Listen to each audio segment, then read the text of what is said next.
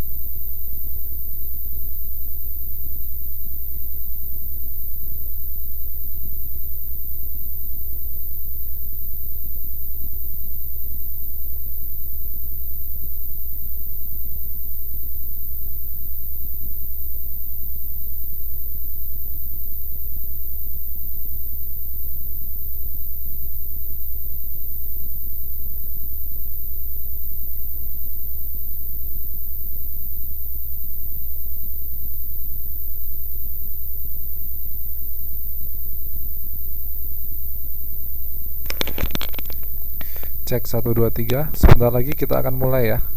Kita akan mulai dalam 3 menit ke depan.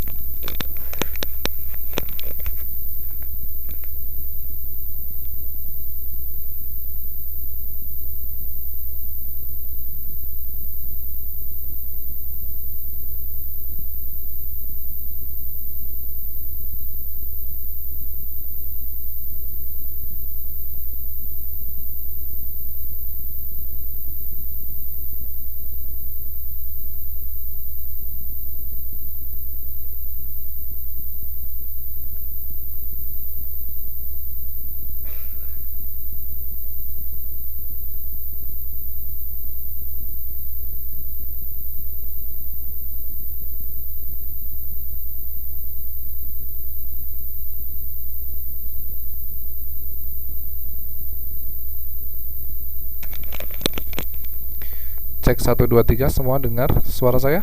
Bisa didengarkan nggak?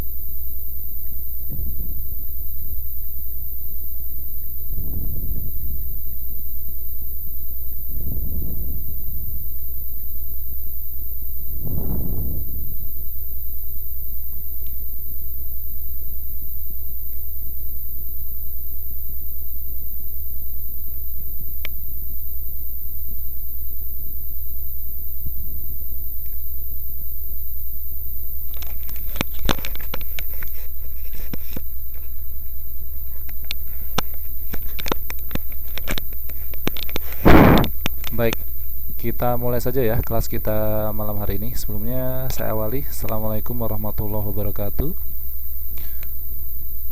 Selamat malam.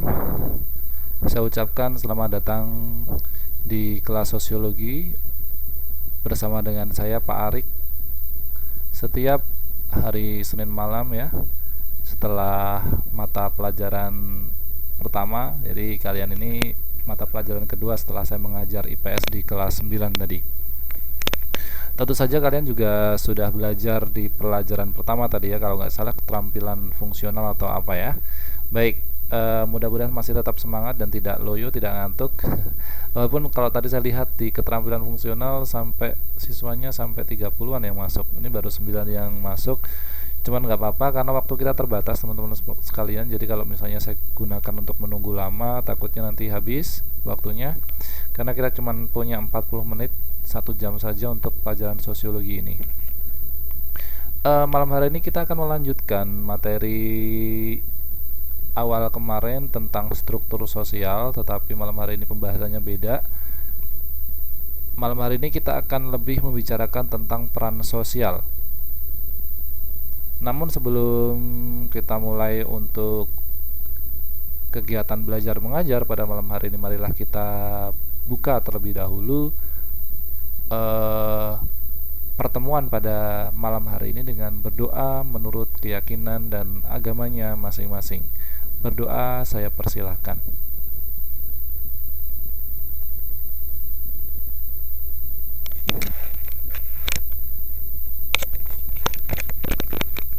Berdoa selesai.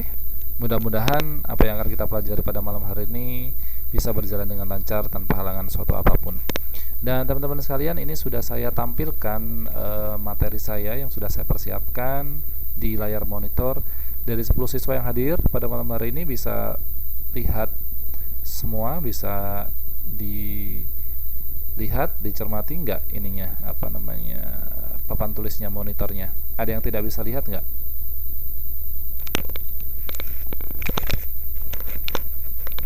Kelihatan jelas nggak?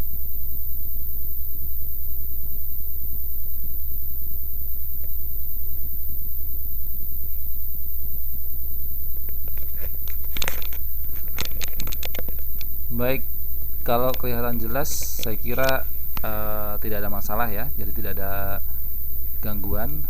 Cuman di sini sinyal saya merah, jadi nanti kalau misalnya ada gangguan dari teman-teman sekalian tidak bisa mendengarkan suara saya ataupun tidak bisa melihat layar monitor, jadi nanti saya bisa dikasih tahu atau bisa diinterupsi, sehingga nanti saya akan bisa cek kira-kira masalahnya ada di sisi jaringan di mana, apakah ada di jaringan saya ataupun di jaringan teman-teman sekalian, supaya nanti bisa kelihatan jelas masalahnya ada di mana ya. Baik, seperti yang tadi sudah saya katakan bahwa malam hari ini kita akan bicara tentang status sosial. Ya, bicara tentang status sosial, teman-teman sekalian mungkin sering ya mendengar istilah-istilah ini ya. Apalagi status ya, yang sering galau di Facebook, nulis status, ya itu salah satu namanya status ya. Tapi beda, yang kita bahas pada malam hari ini bukan status Facebook, bukan status Instagram atau status yang lain, tetapi lebih ke status sosial ya. Jadi malam hari ini jangan galau-galau dulu ya, kita having fun, kita akan belajar tentang problematika atau masalah-masalah kasuistik yang ada di lingkungan-lingkungan tempat kita tinggal ya, bersama masyarakat-masyarakat yang lain. Baik, kita cek satu persatu. Status sosial, yang namanya status sosial itu adalah suatu kedudukan sosial seseorang di dalam masyarakat yang bisa diperoleh dengan sendirinya atau otomatis, atau juga bisa melalui usaha atau juga karena pemberian. Jadi yang namanya sosial itu adalah kedudukan sosial. Jadi dari siswa 12 siswa yang sudah hadir atau manusia yang hidup di dunia ini, yang hidup di masyarakat, itu pasti memiliki kedudukan sosial masing-masing. Nah, di sini ada yang menyebutkan bahwa status sosial yang disandang oleh seseorang, yang dimiliki oleh seseorang itu bisa diperoleh secara sendirinya, otomatis bisa diperoleh, kemudian bisa diperoleh dengan usaha, atau bisa diperoleh karena pemberian ya, begitu. Nah, hal lain yang mempengaruhi status sosial ini adalah interaksi sosial. Interaksi sosial ini akan mendorong individu untuk dapat mencapai status sosial yang lebih tinggi. Jadi biasanya seseorang bisa mendapatkan status sosial itu mereka berinteraksi terlebih dahulu ya, berinteraksi antara manusia satu dengan manusia yang lainnya, masyarakat satu dengan masyarakat lainnya, sehingga dengan interaksi sosial tersebut itu merupakan salah satu dorongan yang bisa digunakan oleh seorang individu untuk mencapai status sosial yang lebih tinggi atau status sosial yang diinginkan.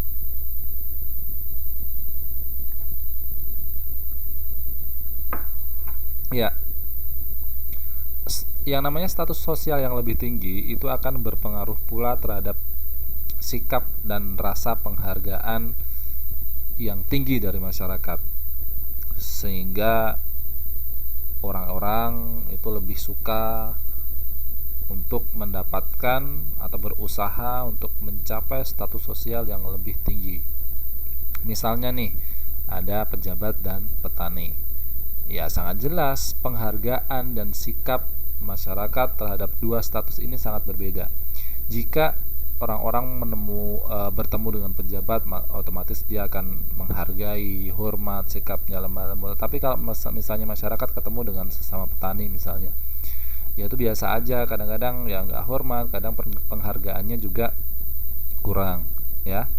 Petani ketemu pejabat, otomatis hormat, misalnya menghargai, kemudian penghargaannya tinggi, misalnya kalau bertamu dibelikan makanan yang enak-enak gitu. Tapi kalau pejabat ketemu petani gitu ya, kadang-kadang ya seenaknya saja gitu, karena merasa dia statusnya lebih tinggi daripada petani, sehingga orang-orang itu cenderung lebih berbondong-bondong berusaha supaya bisa mencapai atau mendapatkan status sosial yang lebih tinggi dalam kehidupannya. Karena apa?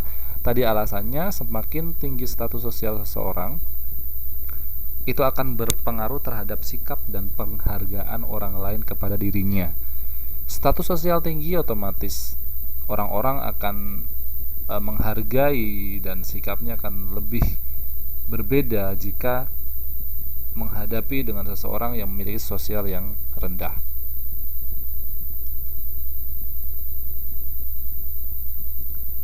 Ini ada jenis-jenis status sosial teman-teman sekalian yang nanti bisa kalian terapkan. Yang pertama ada ascribed status.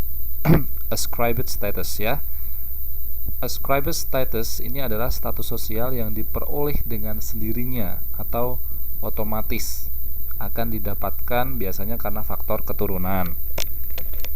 Anak bangsawan misalnya, anak raja, anak bangsawan ya otomatis nanti karena bapaknya bangsawan, keluarga bangsawan, dia akan menjadi keluarga bangsawan, di mana anak-anak bangsawan itu disegani, dihormati ya oleh orang lain, dipandang sebagai seseorang yang memiliki status yang tinggi gitu.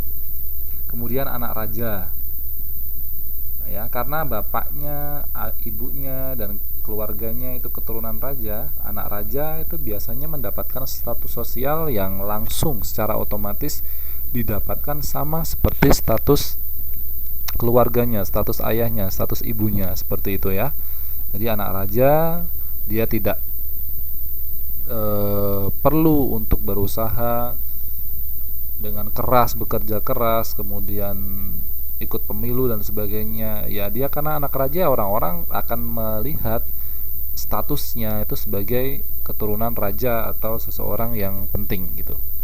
Itu yang namanya scribed status ya.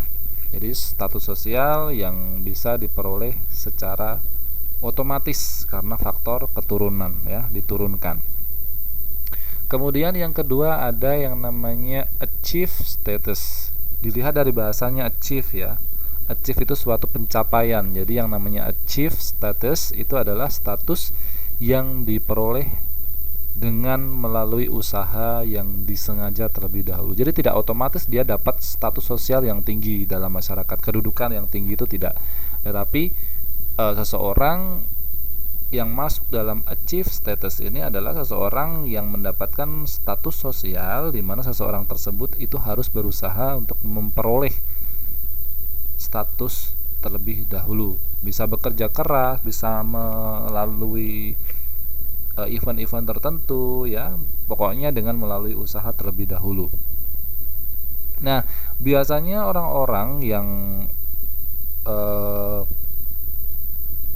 masuk dalam kategori pencapaian status yang achieve status ini adalah dalam memperoleh statusnya itu harus melalui perjuangan yang panjang dan melelahkan serta pengorbanan-pengorbanan ya, itu namanya achieve status ya. Jadi tahu ya bedanya ya, ascribed and achieve status. Kalau ascribed tadi adalah status sosial yang diperoleh karena faktor keturunan, otomatis tidak perlu mencari-cari, langsung dapat gitu ya, diturunkan dari dan diwariskan oleh keluarga. Tetapi kalau achieve status ini adalah lebih dari usaha yang disengaja sebelum mencapai level tertentu atau status sosial tertentu, seperti seorang sarjana.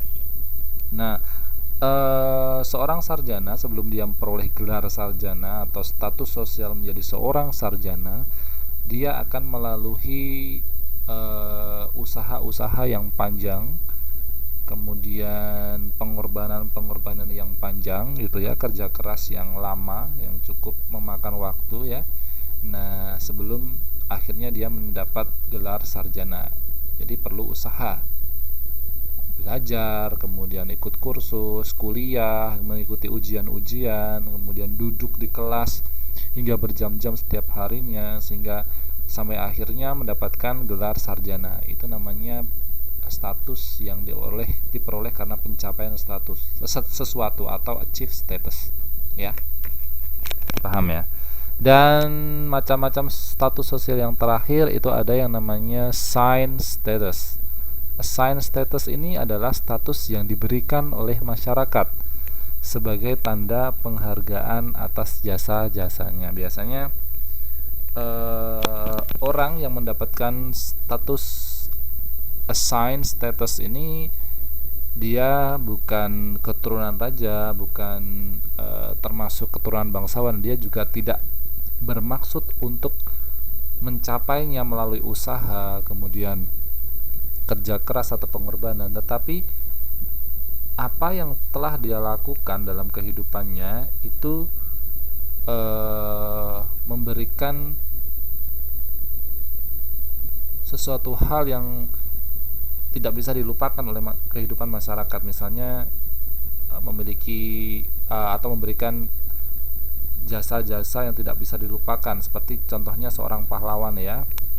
Seorang pahlawan yang memerangi musuh, dia dulu perang melawan musuh, melawan penjajah misalnya ya, pahlawan di Indonesia melawan penjajah itu tidak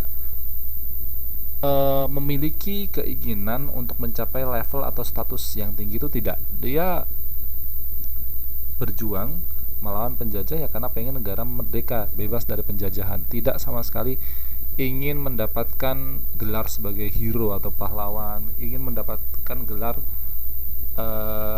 seseorang yang telah berjasa itu tidak, yang namanya pahlawan dia ya ingin mengusir penjajah, itu saja yang ada di pikirannya, pengen Indonesia ini merdeka gitu ya.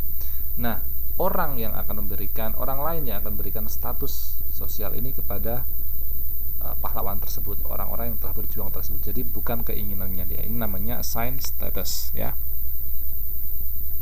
Nah, ada bedanya ya. Achieve status, kemudian ada assigned status dan lain sebagainya. Nah, bagaimana pengelompokan masyarakat menurut level ekonomi? Di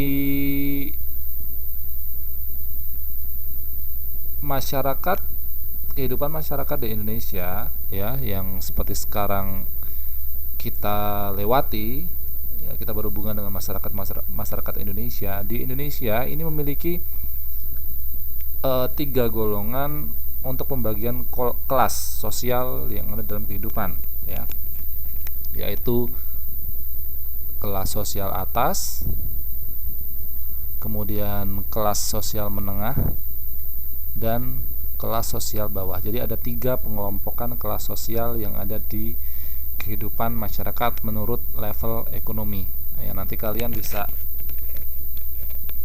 mengelompokkan atau mendefinisikan kira-kira kalian masuk dalam kelas sosial yang mana kalau dilihat dari level ekonomi.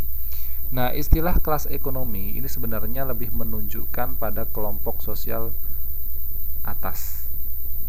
Jadi kalau kita belajar tentang kelas sosial itu biasanya mengarahnya ke kelas sosial atas, bukan golongan sosial-sosial yang bawah. Nah, kelas sosial atas ini adalah golongan golongan status sosial di kehidupan masyarakat yang menunjuk pada orang-orang kaya dan orang-orang bergengsi. Semakin tinggi kelas sosial seseorang, maka akan semakin tinggi pula gengsi yang dimiliki. Ya, nggak mungkin lah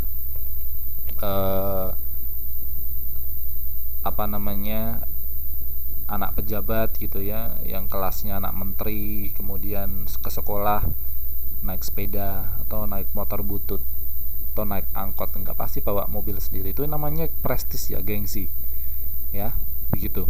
Kemudian ada yang beranggapan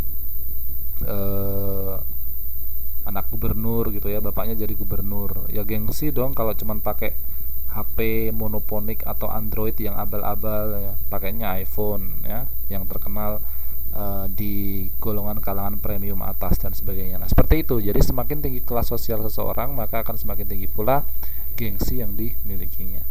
Gengsinya gede.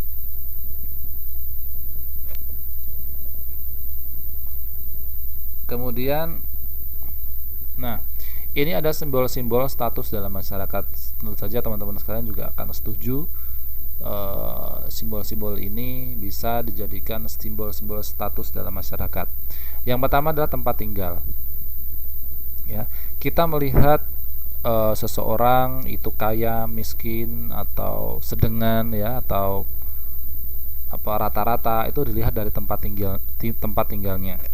Misalnya, kalau dia tinggal di rumah gedongan misalnya tingkat 3, kemudian tinggal di apartemen ya, bisa dilihat bahwa dia adalah orang kaya. Berbeda dengan misalnya tempat tinggalnya terbuat dari papan, kemudian atapnya masih dari jerami, masih ada kandang ternak, kemudian lantainya tidak di keramik, masih lantai tanah ya.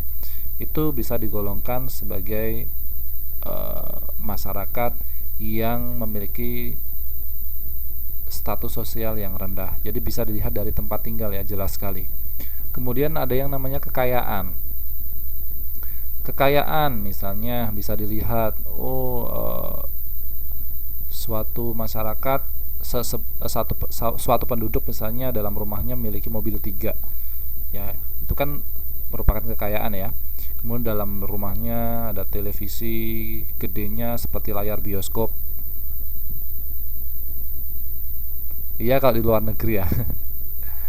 Kemudian beda di tetangganya hanya memiliki motor 1, kemudian tidak memiliki televisinya televisi biasa, televisinya televisi tabung dan sebagainya, itu kan kekayaan ya. Jadi bisa dilihat dari barang-barang yang dimiliki, dari kekayaan yang dimiliki, itu juga membuat atau mendefinisikan status sosial suatu penduduk itu seperti apa. Kemudian penghasilan ya, dilihat dari gajinya misalnya. Jadi misalnya seseorang yang gajinya satu bulan di atas 1 miliar dibandingkan dengan seseorang yang gajinya di bawah 1 juta, itu otomatis bisa dibedakan seseorang itu masuk dalam status sosial yang mana ya, status sosial yang tinggi, kelas menengah, atau kelas menengah ke bawah. Kemudian bisa dilihat dari segi pakaian. Jadi pakaian itu juga mencerminkan status sosial dalam masyarakat.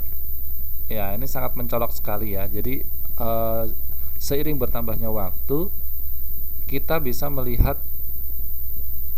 sesuatu itu dari penampilan seseorang, dari yang dipakai oleh seseorang ya. Misalnya pakaian tadi ya, misalnya ada yang terbitan dari apa tuh, Shopee Martin, atau saya kurang tahu kalau pakaian-pakaian cewek. Iya, kayak level sehari ini kayak satu pakaian yang dipakai itu harganya 2 miliar, 3 miliar, tas branded, kemudian sepatu harus matching dengan rambut, harus matching dengan warna baju dan sebagainya. Jadi kalau pakai warna baju itu ya tidak boleh pakai setelan yang lain. Jadi apa namanya, setelannya harus sama gitu. Nah, itu bisa dilihat. Dan sekarang pun orang-orang juga bisa mendeteksi mana yang asli, mana yang KW. Di Indonesia nih paling marak nih, barang-barang KW itu berkeliaran kemana-mana ya, atau barang-barang bukan original. Jadi barang-barang tiruan, misalnya baju, biasanya tas atau sepatu ya, yang sering ada KW-nya. Handphone juga ada KW-nya. Ya begitulah. Jadi bisa dilihat. Jadi kadang-kadang buat sindiran-sindiran. Jadi kelihatan seseorang yang dia sebenarnya masuk dalam kategori menengah ke bawah, tetapi pengen dilihat memiliki kelas atas, pakainya belinya KW. Tetapi ya ada orang-orang tertentu yang bisa melihat bahwa itu barang-barang KW atau pakaian KW gitu. Kemudian yang terakhir ada kegemaran ya, atau hobi. Misalnya ada yang hobinya hanya olahraga itu ya. Kemudian ada yang hobinya piknik, dan pikniknya itu tidak main-main dan tidak tanggung-tanggung, liburan ke Eropa, kemudian shopping ke Prancis, kemudian dan sebagainya.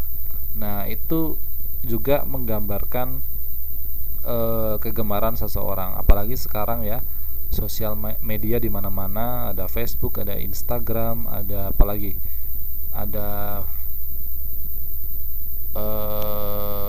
Twitter, kemudian ada pet. Jadi itu sebenarnya tidak lagi menjadi ajang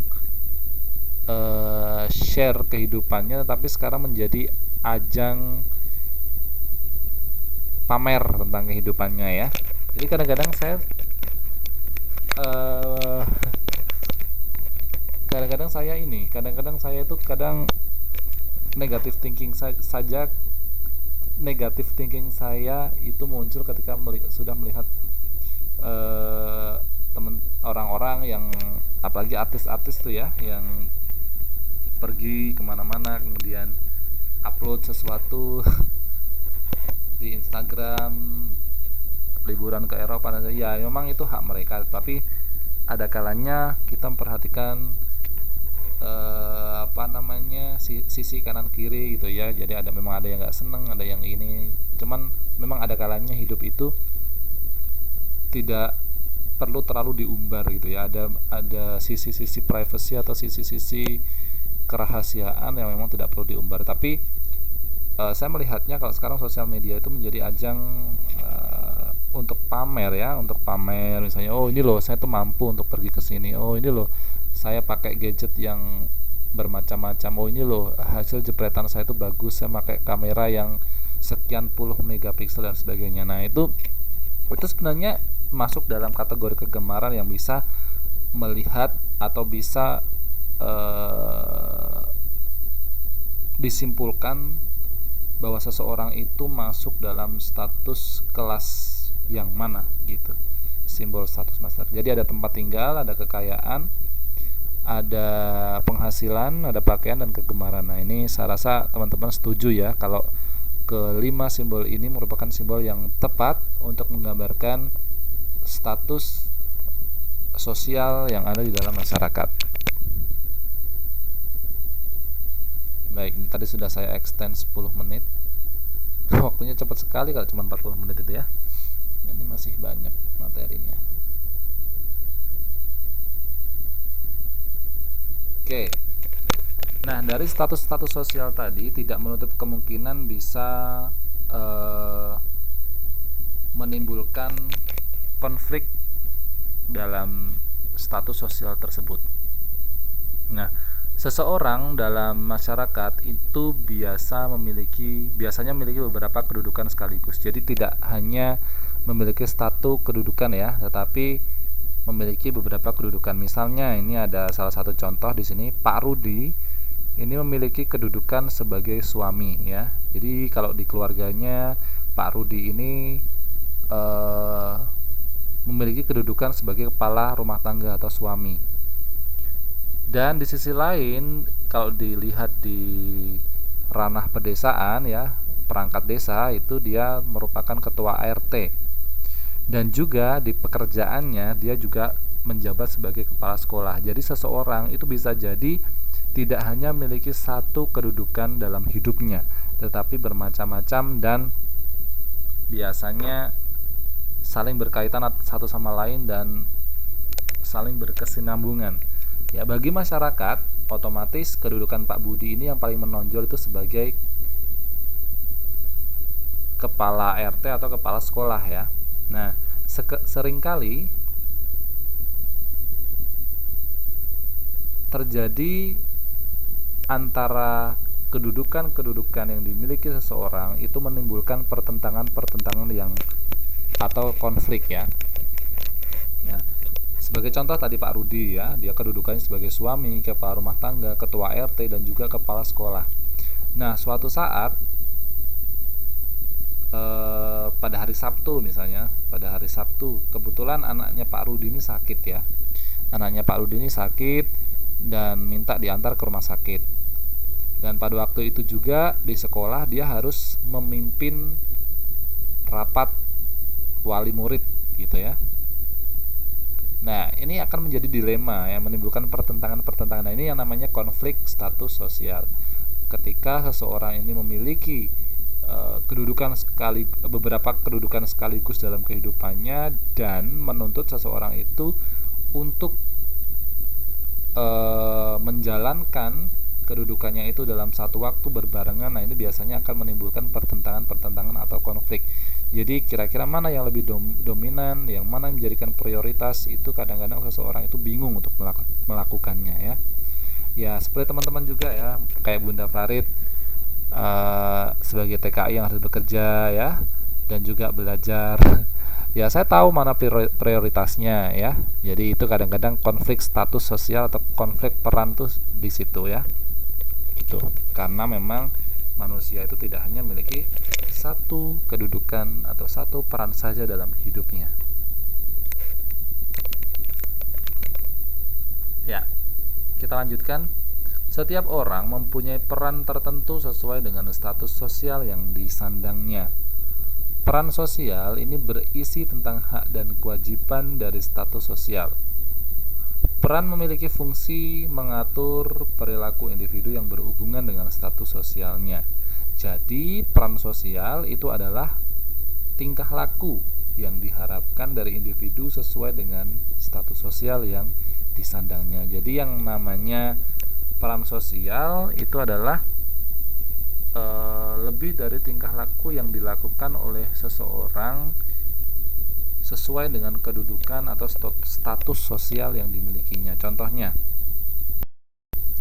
norma kesopanan ya, menghendaki agar seorang laki-laki bila berjalan bersama seorang wanita harus berada di sebelah kanannya atau di samping luarnya. Yaitu berarti peran seorang laki-laki jika berjalan dengan seorang wanita menurut norma kesopanan harus berada di kanannya atau di samping luarnya. Gunanya adalah untuk melindungi dan sebagainya. Gitu, contohnya ya.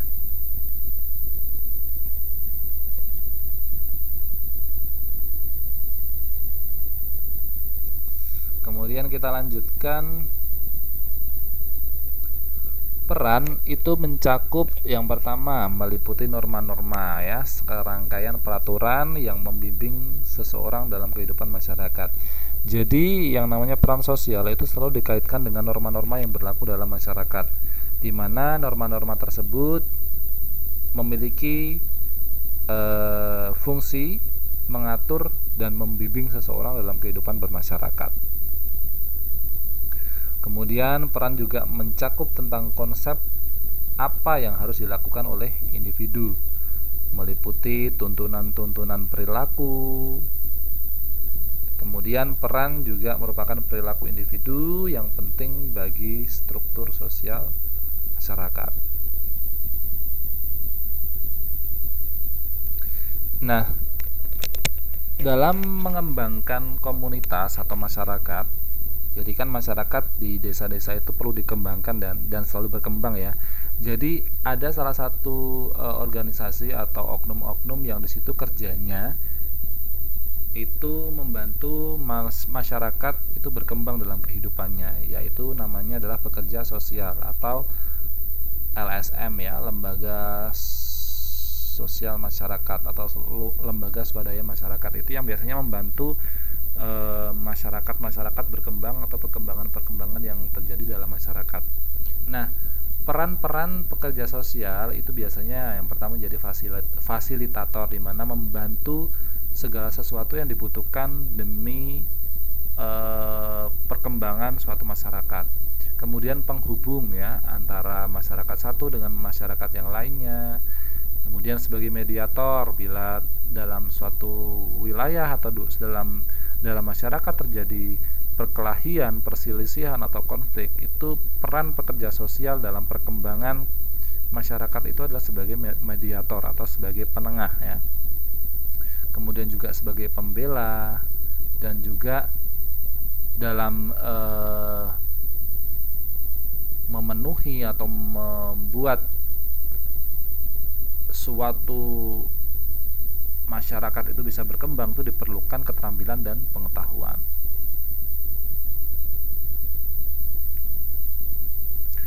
Konflik peran sosial itu bisa timbul ketika seseorang itu harus berperilaku yang berbeda dan berlawanan dengan status sosial yang dipandangnya.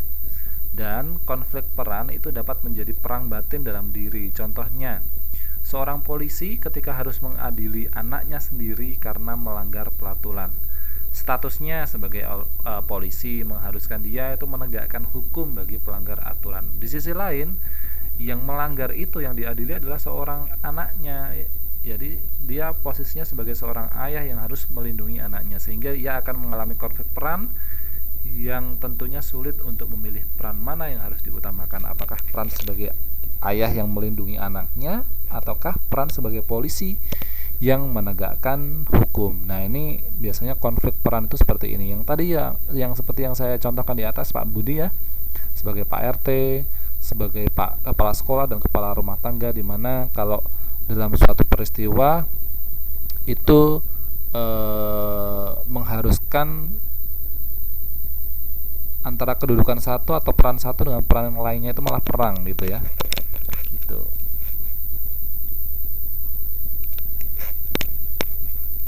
Oke, itu yang bisa saya sampaikan teman-teman sekalian untuk malam hari ini. Karena kita hanya 1 jam, mudah-mudahan ada manfaatnya. Masih ada 2 menit tersisa. Tadi sudah saya extend 15 menit.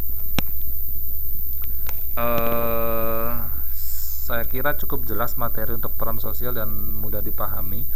Habis ini nanti akan saya segera uploadkan videonya ke YouTube dan akan saya sharekan ke teman-teman sekalian.